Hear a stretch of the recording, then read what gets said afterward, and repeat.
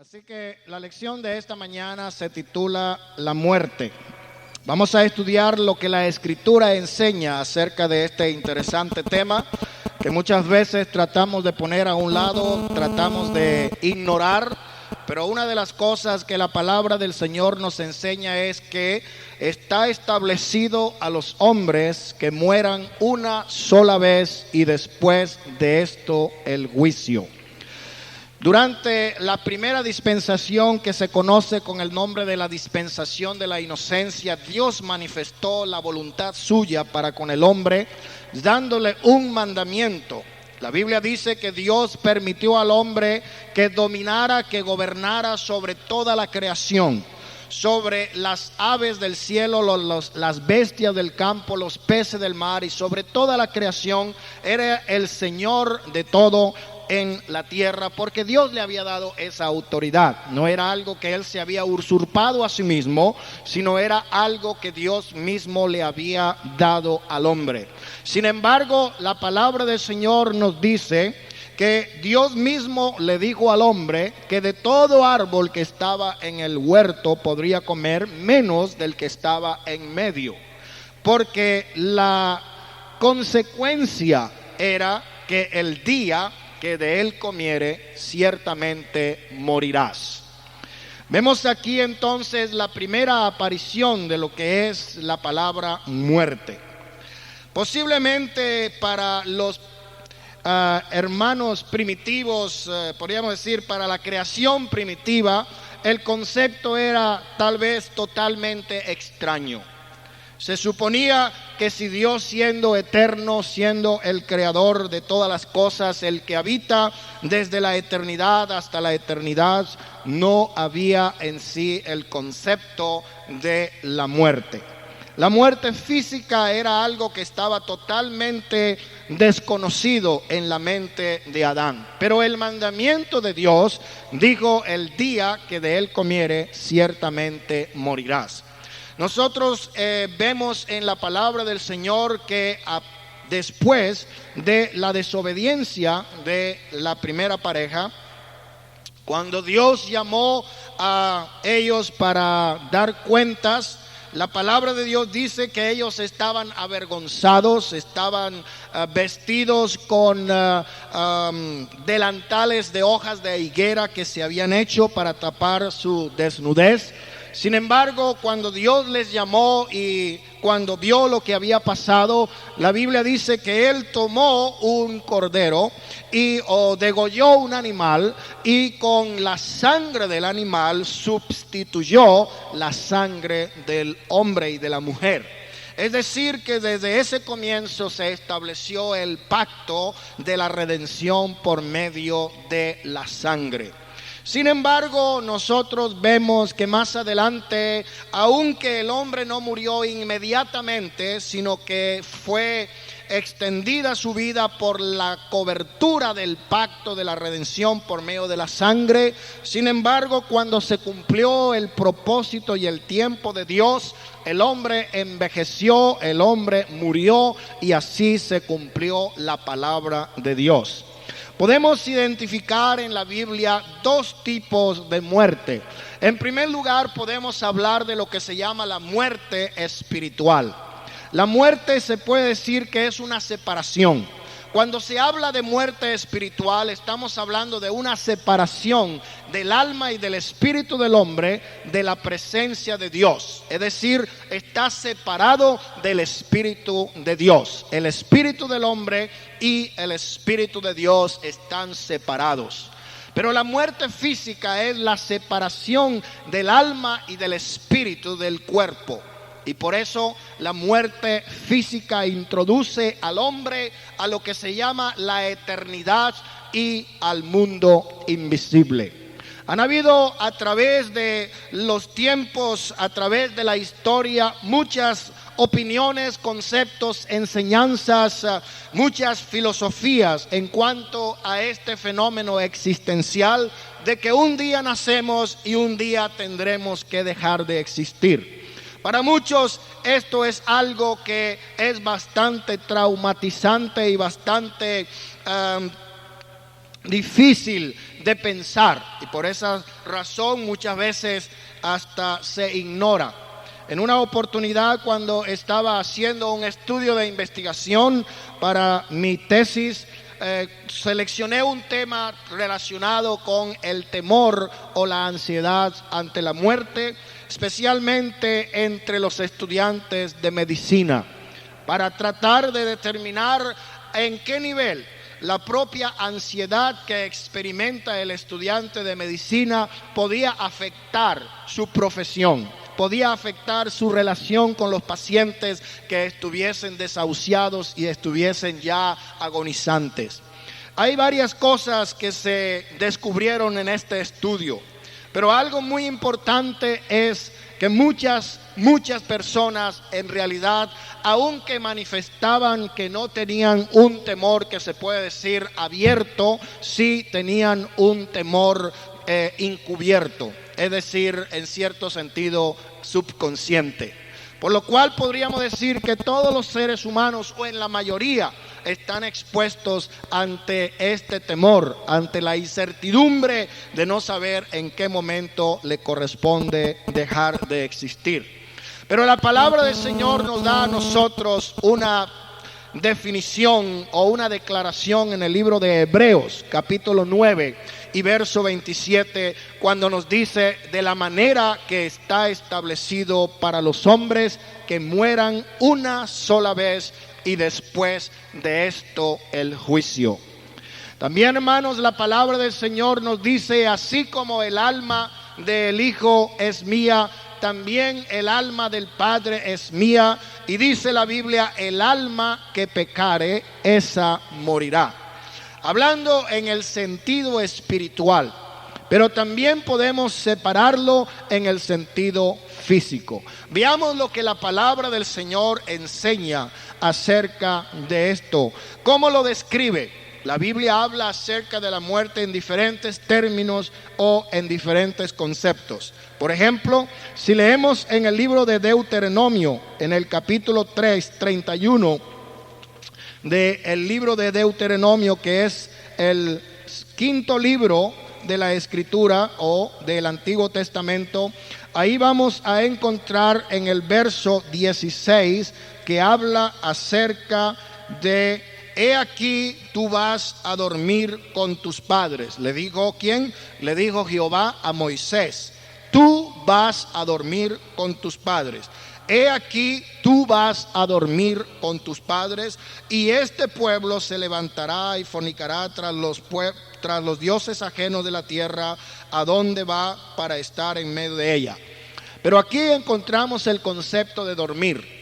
Una de las teorías que tienen algunos religiosos es que cuando la persona fallece, cae en un profundo sueño y no sabe absolutamente nada hasta que resucite, bien sea para salvación o para condenación.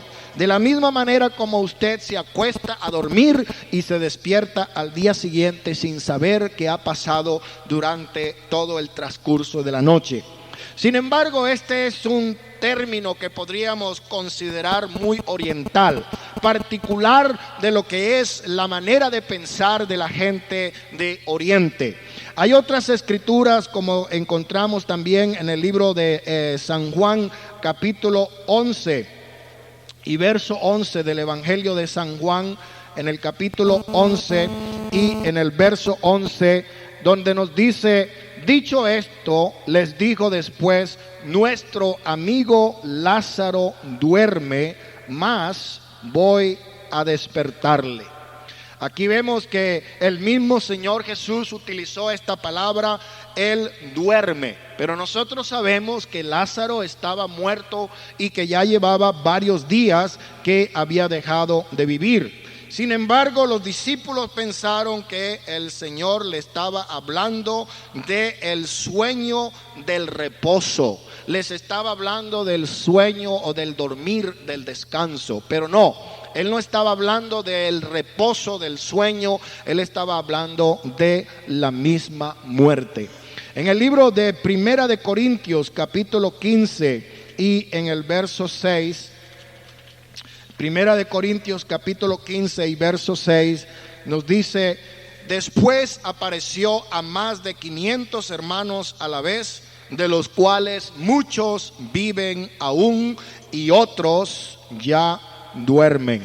De manera que en varias partes de la Escritura nosotros encontramos la definición de muerte como dormir, pero sabemos que no es comparado con el descanso del sueño, sino que está hablando de la separación del alma y el espíritu del hombre de su propio cuerpo.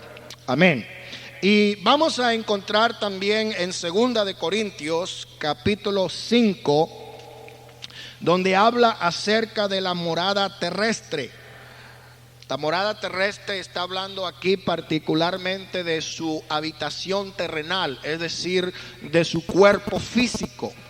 Nosotros nacemos, nosotros crecemos, nos envejecemos y muchas veces nos preguntamos por qué tenemos que hacernos viejos.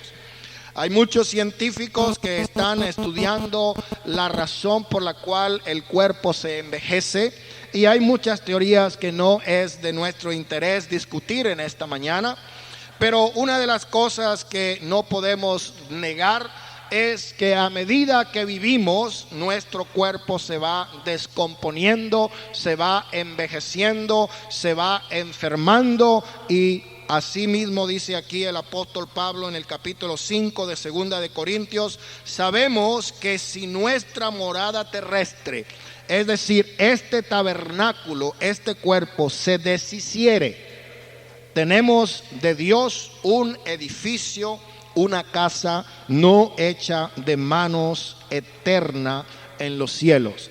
De manera que aquí está comparándolo con nuestra morada terrestre se deshace. ¿Por qué? Porque encontramos, hermanos, lo que dice el libro de Eclesiastés. En el Antiguo Testamento encontramos esta escritura en el libro de Eclesiastés.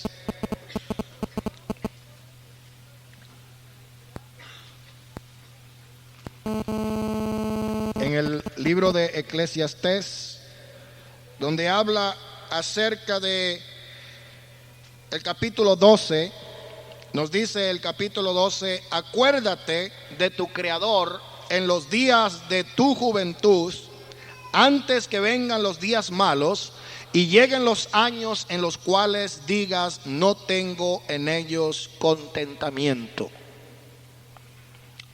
Hermanos, aún cuando la gente viva muchos años, como decía el salmista David, Dios le puso límites a la edad del hombre, y aunque viva 80 años, con todo esto solamente es pesar, solamente es aflicción de espíritu. Ahora aquí dice, antes, el verso 2, que se oscurezca el sol y la luz, y la luna y las estrellas vuelvan las nubes tras la lluvia. Esto es una forma simbólica de hablar. Aquí está hablando es del envejecimiento. Cuando temblarán los guardas de la casa y se encorvarán los hombres fuertes y cesarán las muelas, porque han disminuido, y se oscurecerán los que miran por las ventanas. ¿De qué está hablando aquí? Aquí está hablando de la artritis, del reumatismo, de las caries que le tumba los dientes y le hace poner planchas de dientes postizos, se les cae el pelo, ya no ven bien, ya tienen que ponerse espejuelos y comienza a deteriorarse el organismo.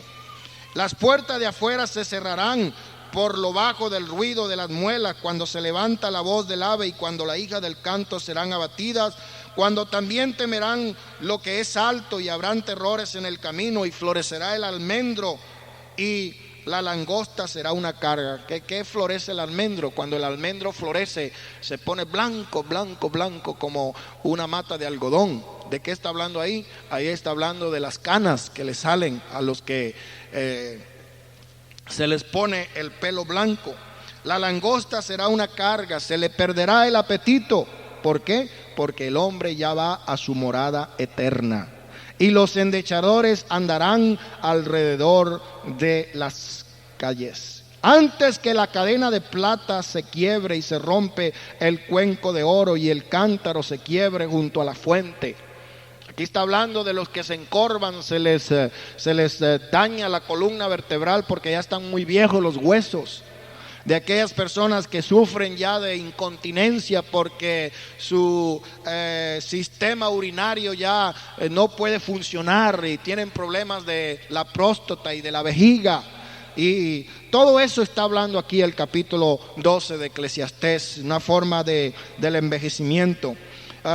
Cuando el cántaro se quiebre junto a la fuente, la rueda sea rota sobre el pozo, y el verso 7 dice: y el polvo vuelva a la tierra como era, y el espíritu vuelva a Dios que lo dio.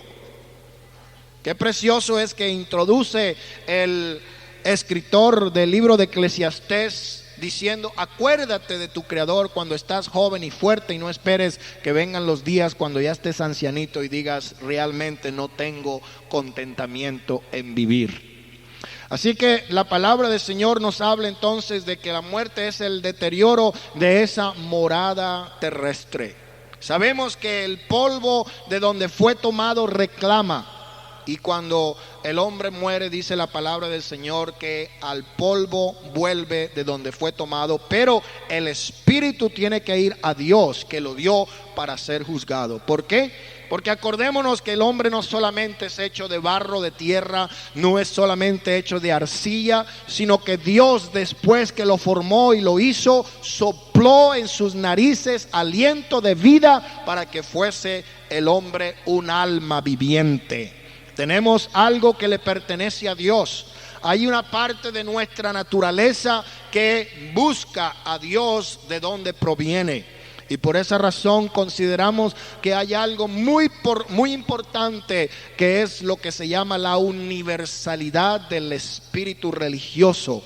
Aún en las comunidades más primitivas, como aquellos indígenas aborígenes de Australia Occidental, que todavía viven en una etapa de miles y miles de años de atraso, todavía viviendo como en aquellos tiempos prehistóricos. Sin embargo, en medio de esas culturas tan primitivas existe un espíritu religioso. Buscan encontrar una divinidad. Y sabemos que es porque dentro del espíritu del hombre existe esa porción, esa parte que le pertenece a Dios y que reclama a Dios. Y el hombre sin Dios equivocadamente busca en la naturaleza misma, busca en las cosas que no entiende la explicación de esa energía, de esa fuerza más superior a ellos, que se llama Dios o divinidad. Pero hermanos, el hombre, la mujer tendrá un día que dejar de ser y la morada terrestre se deshace. Qué cosas, hermano, que muchas veces se le hace tanto, se le da tanta importancia en mantener el cuerpo, en hacer ejercicio para estar en buen peso y en buena salud, y todo eso es bueno. Pero la Biblia nos dice que el ejercicio corporal para nada aprovecha, pero buena cosa es ejercitarse en la piedad. ¿Cuántos hay o cuántas hay que tratan de embellecerse con diferentes tratamientos y con diferentes productos para verse mejor, más rejuvenecidos? Pero todo eso es vanidad, porque la palabra del Señor, hermano, nos dice: engañosa es la gracia y vana la hermosura. La mujer que teme a Jehová, esa será ensalzada. No está malo, hermanos, que se conserven en buena salud y en buen peso y se arreglen y se vean bien, pero es más importante saber que esta morada terrenal será deshecha tarde o temprano. Aún las personas más saludables han tenido que llegar a ese momento crucial de su existencia. Y esa misma razón o ese mismo pensamiento trae al ser humano mucha aflicción. ¿Por qué? Porque sabe consciente o inconscientemente que un día tendrá que dejar de existir. Eso le da una especie de nerviosismo, de neurosis existencial, de saber que algún día tendrá que dejar de ser. Pero gracias a Dios, como dice el apóstol Pablo, lo vamos a ver más adelante, hermanos, nosotros no tenemos por qué afanarnos, nosotros no tenemos por qué entristecernos, porque sabemos que tenemos una una esperanza, una gloriosa esperanza. En el libro de Segunda de Pedro, capítulo 1, y en el verso 14, Segunda de Pedro, capítulo 1, y el verso 14, aquí habla el apóstol Pedro diciendo: sabiendo que en breve debo abandonar el cuerpo. Sabiendo que en breve debo abandonar el cuerpo, como nuestro Señor Jesucristo me lo ha declarado. Aquí encontramos palabras muy parecidas a las que dijo el apóstol Pablo cuando le escribió a Timoteo y le dijo: yo ya estoy listo para ser sacrificado, para ser ofrecido. Ya estoy listo para mi partida. Ya yo sé que mi tiempo se ha cumplido y solamente estoy esperando. Pero acá Pedro dice: en breve debo abandonar el cuerpo. Pero los hijos de Dios, hermano, no tenían aflicción por ese pensamiento. No se entristecían. ¿Sabe por qué? Porque, como decía Pablo, hermanos, para mí estar ausente del cuerpo es estar presente con el Señor. Ahora, el cristiano tiene esa garantía que no tiene el impío, que no tiene cualquiera que diga: bueno, pues yo prefiero entonces ya terminar con mi vida y me voy a estar con Dios. No, la cosa no es así. Porque Dios es el que da y Dios es el que quita. Amén. Así como dijo aquel siervo del Señor llamado Job: Jehová dio y Jehová quitó, sea el nombre de Jehová bendito. Amén. Él es el que da y Él es el que quita. Vamos a leer también el libro de Lucas, capítulo 12 y el verso 20. Lucas, capítulo 12 y el verso 20. En el libro de Lucas, capítulo 12 y verso 20, leemos de la siguiente manera: pero Dios le dijo. ¿A quién le dijo? Aquí está hablando de la parábola del rico insensato que quería edificar unas torres mucho más grandes y llenarla de granos y decir: ya tengo bastante riqueza para vivir por muchos días sin necesidad de trabajar, ya no tengo que afanarme, ya tengo bastante riqueza. Pero él dice aquí: Dios le dijo: necio, esta noche vienen a pedirte tu alma. Y lo que has provisto, ¿de quién será? Entonces la Biblia habla de dormir, la Biblia habla de que nuestra morada terrestre se deshace, habla acerca de abandonar el cuerpo, pero también habla de que Dios pide el alma. Dios pide el alma. El alma, esa parte que le pertenece a Dios, Él es el único que tiene derecho a pedirla. Nadie tiene derecho a quitarla a otro y nadie tiene derecho a quitársela a sí mismo. Amén. En el libro de Job, capítulo 16 y verso 22, si me acompaña al libro de Job, capítulo 16 y verso 22, ahí encontramos que dice: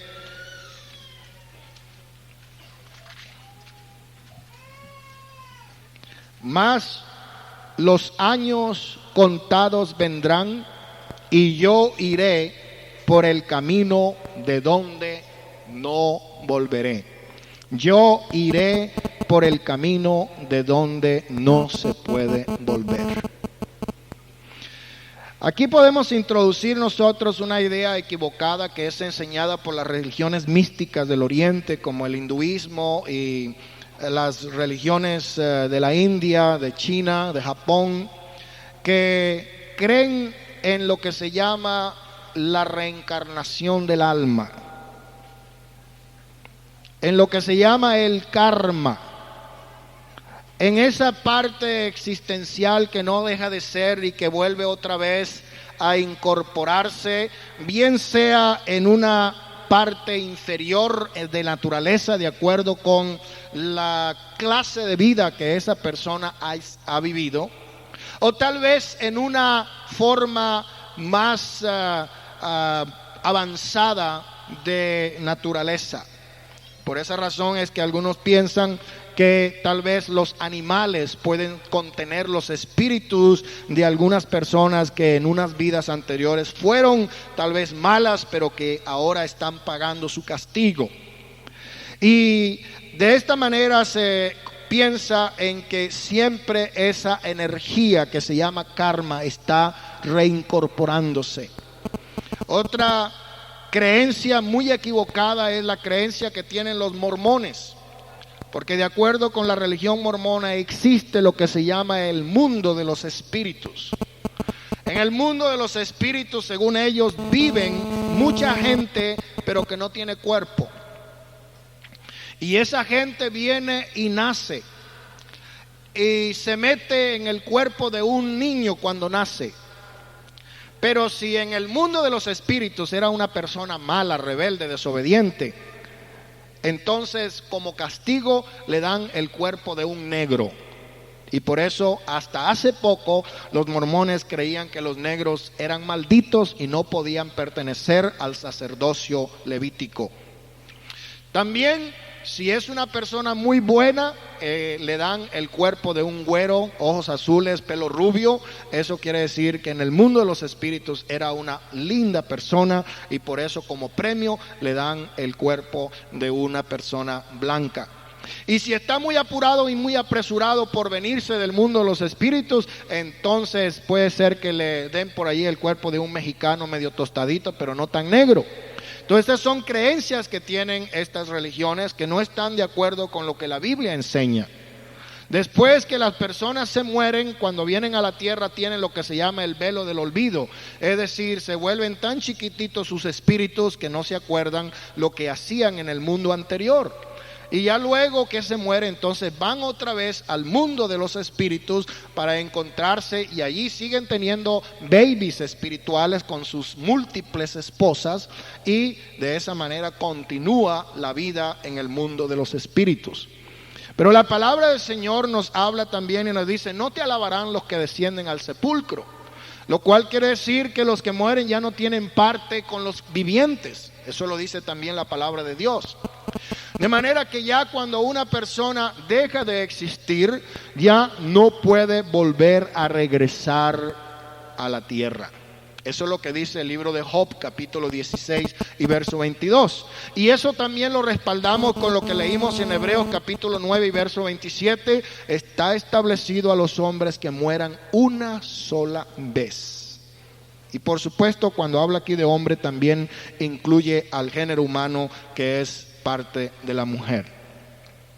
En el libro de Génesis, capítulo 49 y verso 33, Génesis 49, 33, ahí nos habla también acerca de ser reunido con los padres. En el libro de Génesis, capítulo 49 y el verso 33. 49, 33 nos dice: y cuando acabó Jacob de dar mandamiento a sus hijos, encogió sus pies en la cama y expiró, y fue reunido con sus padres. Aquí podríamos decir nosotros, bueno, fue reunido con sus padres en el sentido de que él los sepultaron en el sepulcro de sus padres, o fue al sepulcro como habían sido sepultados sus padres. O está hablando aquí que en el mundo espiritual de la eternidad, en el mundo invisible, en el mundo de los espíritus desincorporados, allí usted conoce a la gente con quien tuvo relación durante su vida terrenal. Podrá usted ir allí y reunirse con su tatarabuelito que nunca conoció, porque cuando usted nació ya se había muerto hacía muchísimos años. Bueno, esto realmente es otro tema que podríamos tratar, pero acá nos habla acerca de que Jacob se reunió con sus padres. Vamos a ver otras tres más, porque hay muchas formas en que podemos sacar de las escrituras. En el Salmo capítulo 115 y el verso 17 habla acerca de descender al silencio. Descender al silencio. En Génesis capítulo 3 y verso 19 igual que en el libro de Eclesiastés capítulo 12, habla de volver al polvo de donde fue tomado. En el capítulo 14 del libro de Job, verso 2, nos habla acerca de ser cortados entre los vivientes. Y en Filipenses capítulo 1 y verso 23 habla acerca de partir. Vamos a leer esa escritura porque es bastante interesante. En el libro de Filipenses capítulo 1 y el verso 23 nos dice de la siguiente manera: porque de ambas cosas estoy puesto en estrecho, teniendo deseo de partir y estar con Cristo, lo cual es muchísimo mejor. Partir y estar con Cristo. Vamos a decir que solamente los creyentes que viven en el momento de la venida de Jesús van a escapar la muerte física. Hay muchas personas, hermanos, que enseñan sanidad divina y milagros. Y nosotros creemos lo que dice la palabra de Dios. Jesucristo es el mismo ayer, hoy y por todos los siglos. Nosotros sabemos que si hay necesidad de milagros, es en el tiempo en el cual estamos viviendo. ¿Por qué? Porque la incredulidad, la apostasía se ha multiplicado tanto que es necesario que el hombre carnal experimente algo sobrenatural. ¿Para qué? Para que su imaginación, su mente, su intelecto y su voluntad puedan tener una brecha abierta a lo sobrenatural de Dios. Porque nosotros sabemos, hermanos, que el hombre natural no percibe las cosas que son de Dios porque le parecen locura. Y la razón por la cual no las entienden es porque hay que discernirlas espiritualmente. De manera que cuando Dios levanta a un canceroso que está moribundo y agonizante y lo sana, eso puede ser ocasión para que muchos, hermanos, en que hay mucha especulación y hay muchos que están torciendo las escrituras para tratar de ganar un provecho personal. En una ciudad en el estado de Arizona hay un predicador que está enseñándole a los viejitos, más que todo, que si ellos creen en su mensaje y si ellos le entregan todos los cheques del welfare y del social security para que él los cuide, esas personas no se van a morir. Y tal vez los ancianitos, por experimentar, creen. Sin embargo, a muchos de los creyentes de esa iglesia también le ha llegado el momento de tener que partir. En una oportunidad trataron de hacer un juicio contra este hombre como un, ¿cómo se llama eso? Como no un especulador, pero una persona que está engañando. ¿Qué nombre tiene eso, más Gordillo? Un estafador, porque estaba quitándole el dinero a los ancianitos con la promesa de que nunca se iban a morir, que nunca se iban a enfermar. Pero nosotros sabemos que mientras estemos en el cuerpo terrenal, solamente aquellos que estén vivos en el momento cuando suene la final trompeta, cuando el mismo Señor Jesucristo con voz de mando y con trompeta de Dios venga a levantar su iglesia, todos tendrán que participar de esta muerte. Amén. Sin embargo, aquellos santos que van a ser trasladados no sufrirán muerte. La redención de los creyentes ha sido provista en el Calvario. Solamente en la primera resurrección podemos entrar en esa plena redención física. ¿Sabe por qué? Porque a través del sacrificio del Señor Jesucristo, a través de la muerte del Verbo de Dios encarnado, a través de lo que Cristo hizo, la muerte física está vencida. En el libro de Primera de Corintios, capítulo 15 y en el verso 26, nos habla el apóstol Pablo, Primera de Corintios, capítulo 15 y en el verso 26. Vamos a ver el 25 para tener un fondo textual, dice: es preciso que Él, hablando de Jesús, reine hasta que haya puesto a todos sus enemigos debajo de sus pies. Y el postrer enemigo que será destruido es la muerte. Cuando Cristo venció la muerte en la cruz del Calvario, cuando Él fue sepultado y resucitó, de la manera como la muerte entró al mundo por el pecado de un hombre, ahora por la resurrección de Jesucristo, la muerte física ha sido vencida. La palabra de Dios nos habla en Romanos capítulo 5 y en el verso 12. Vamos a ver Romanos capítulo 5.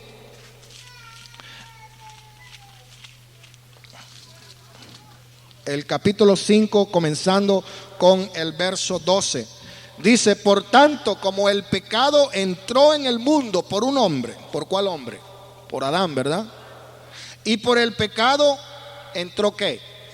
La muerte. La muerte espiritual, que es la separación del espíritu del hombre y el espíritu de Dios, es decir, se rompió la comunión entre los dos. Y también la muerte física, que es la separación del espíritu y el alma del hombre de su propio cuerpo. Así la muerte pasó ¿a quién? A todos los hombres. ¿Por qué? Por cuantos por Adán todos pecaron. Pues antes de la ley había pecado en el mundo, pero donde no hay ley no se inculpa de pecado. No obstante, reinó la muerte desde Adán hasta Moisés, es decir, no había ley, sin embargo había muerte. Aún en los que no pecaron a la manera de la transgresión de la ley, o de la transgresión de Adán, el cual es figura del que había de venir.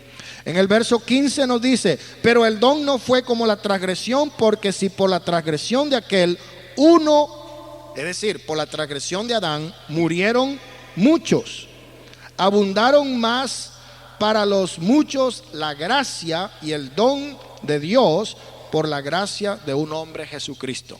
Entienda lo que esto quiere decir aquí, en este juego de palabras, lo que Pablo dice: si por el pecado de Adán murieron muchos, ahora por la muerte de Cristo muchos van a vivir.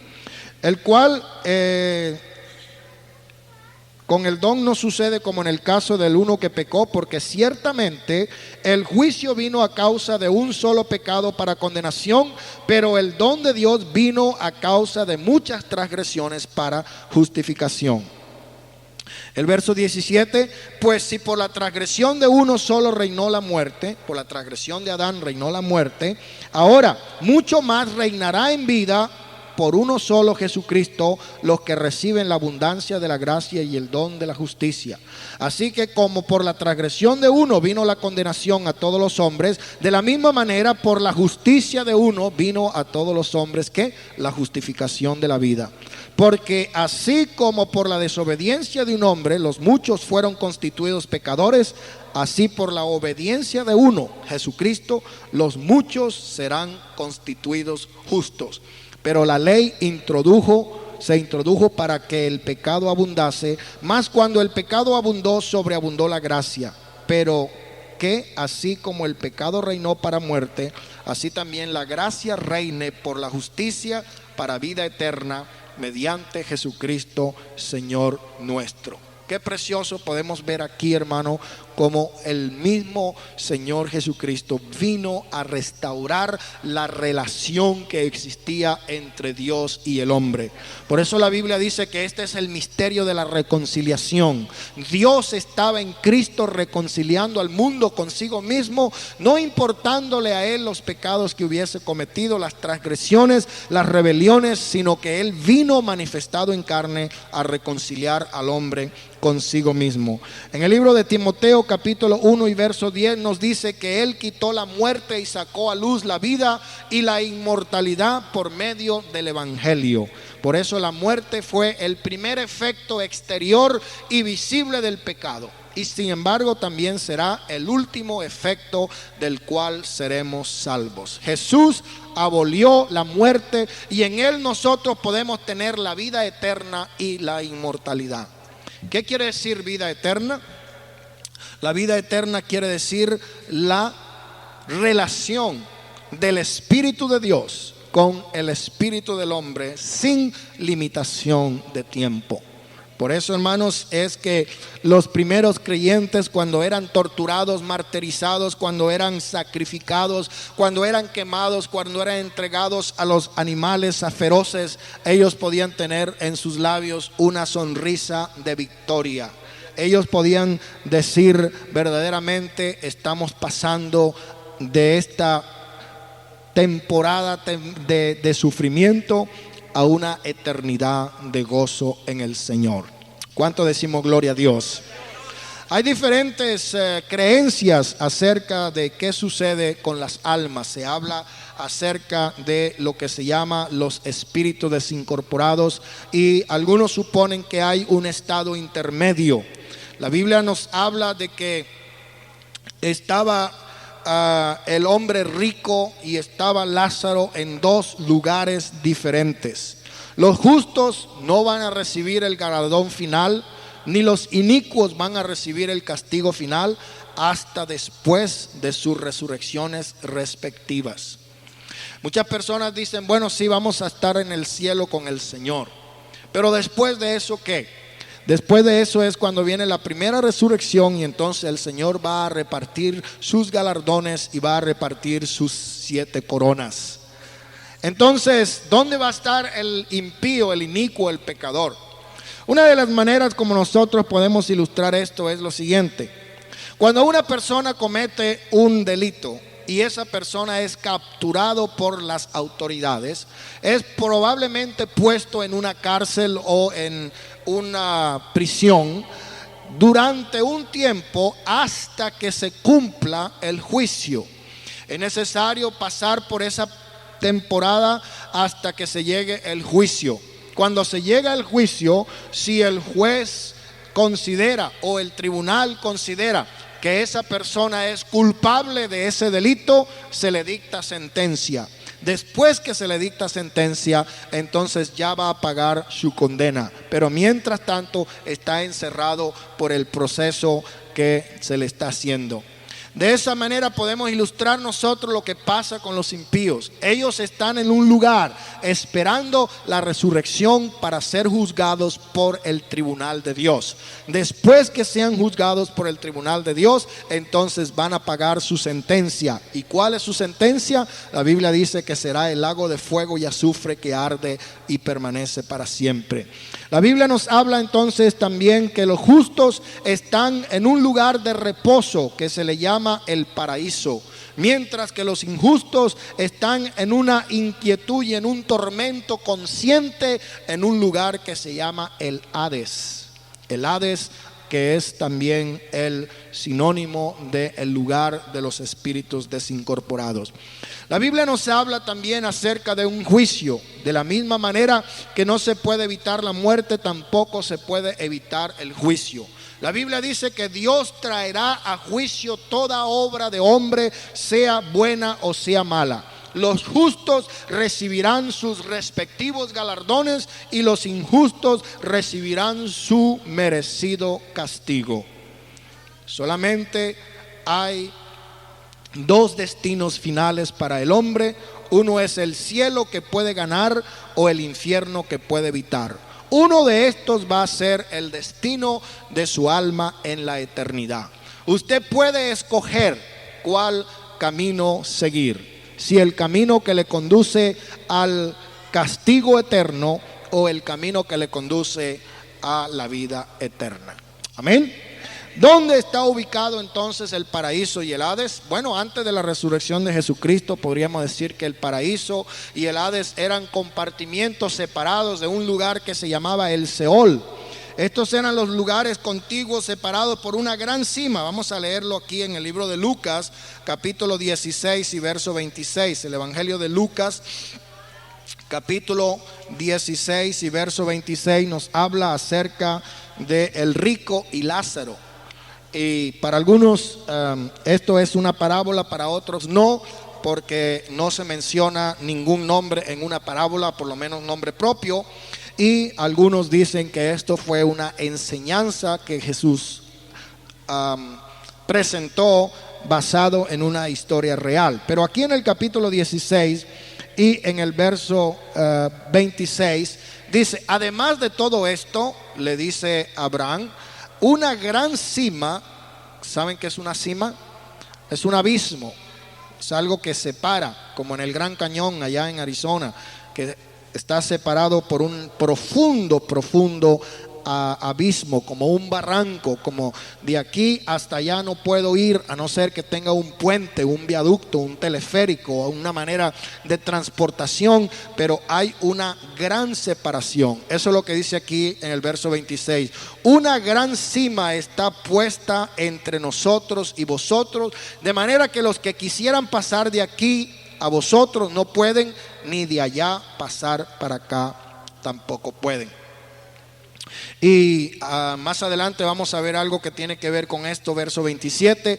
Te ruego, Padre, que envíes a la casa de mi padre, porque tengo 5 hermanos, para que les testifiquen, a fin de que no vengan ellos también a este lugar.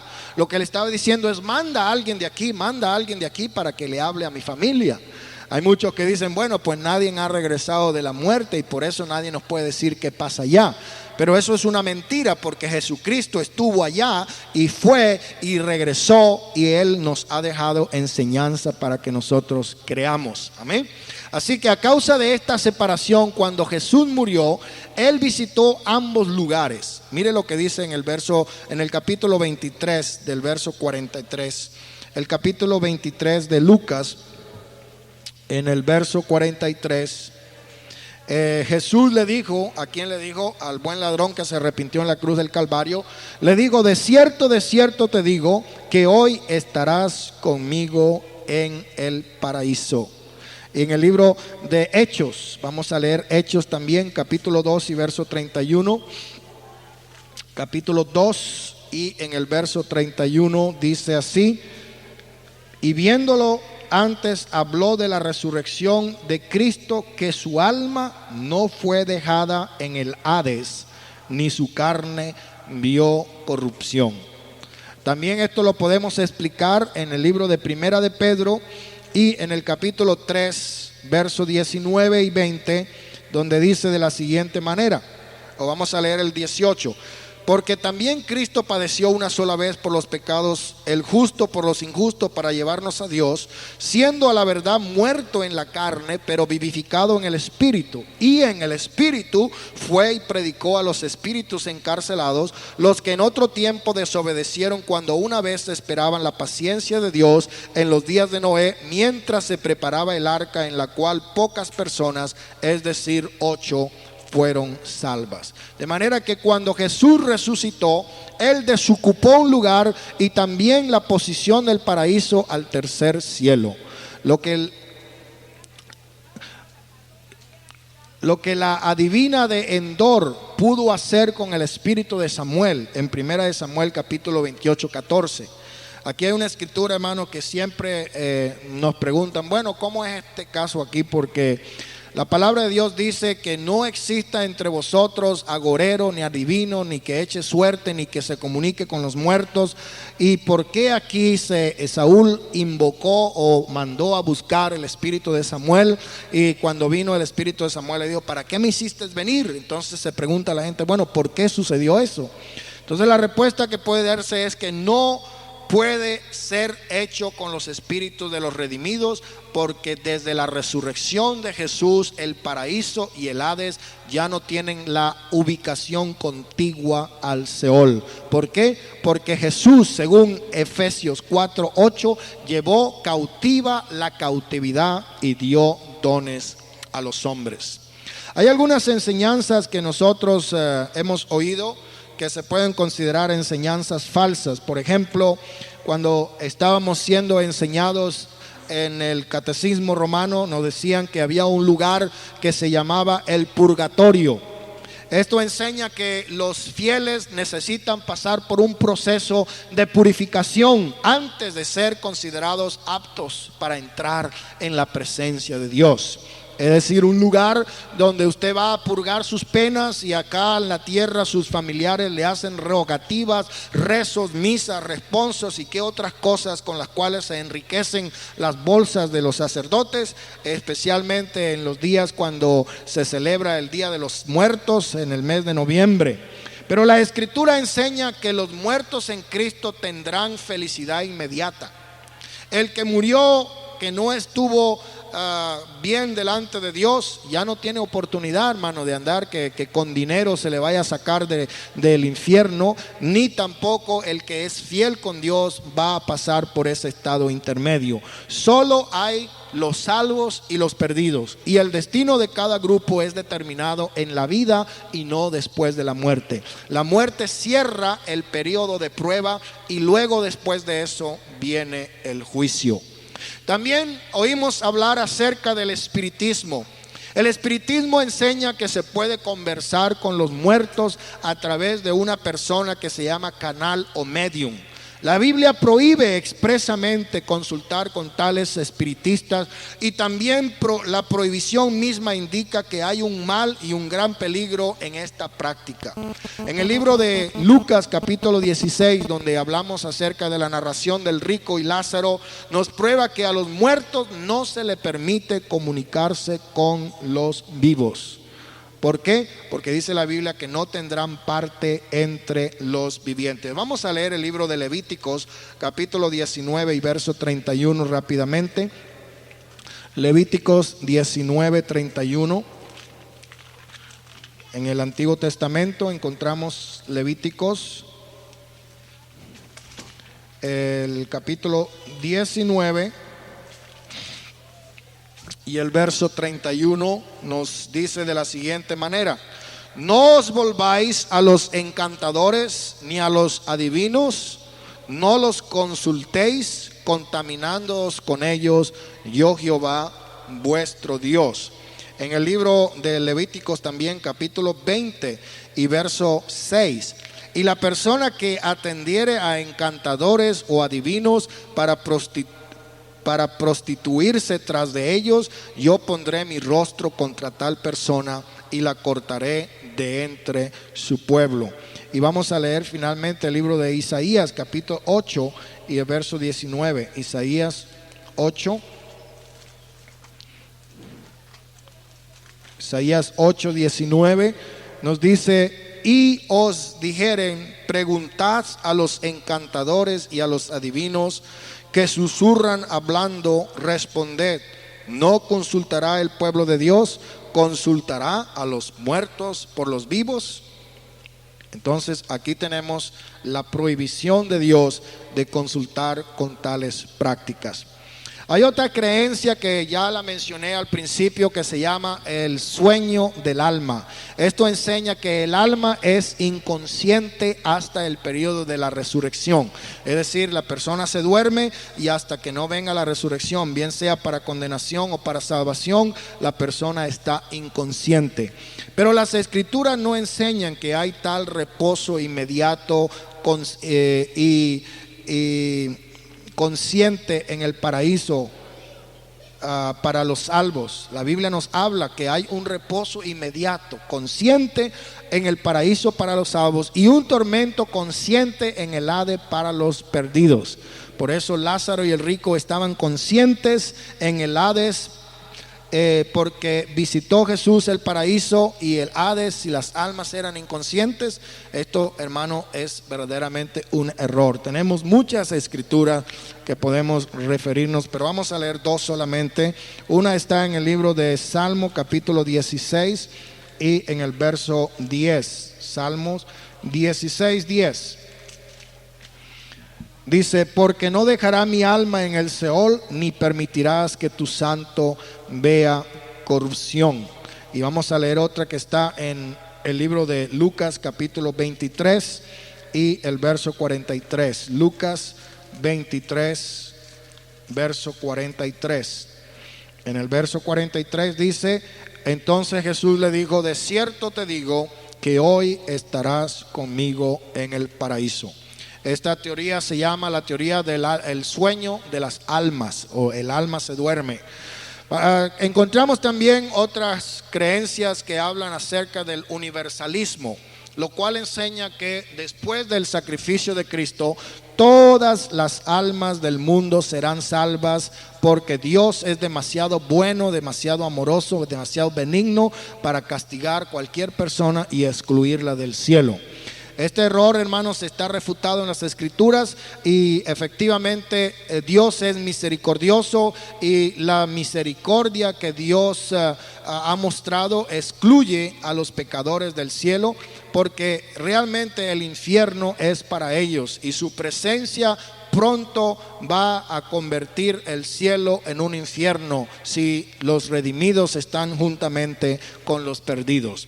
Es decir, el universalismo cree que, bueno, pues a todo mundo Dios a la final los va a meter juntos en el cielo y no va a importar que unos sean buenos y otros sean malos.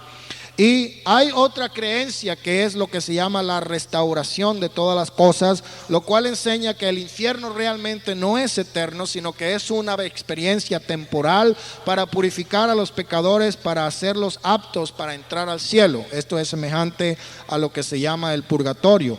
Pero si así fuere, los fuegos del infierno tendrían más poder que la sangre de Jesús, y la experiencia nos enseña que el castigo en sí no regenera.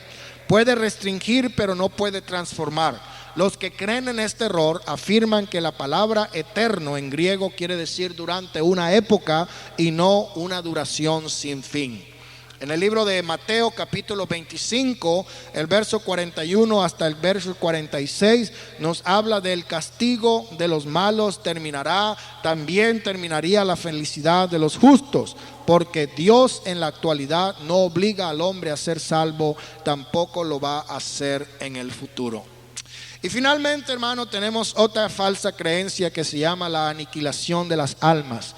Y esto enseña que los malos serán aniquilados. Aniquilar quiere decir totalmente desvanecidos. Se cree que esta gente cree que el alma va a ser como destruida, consumida.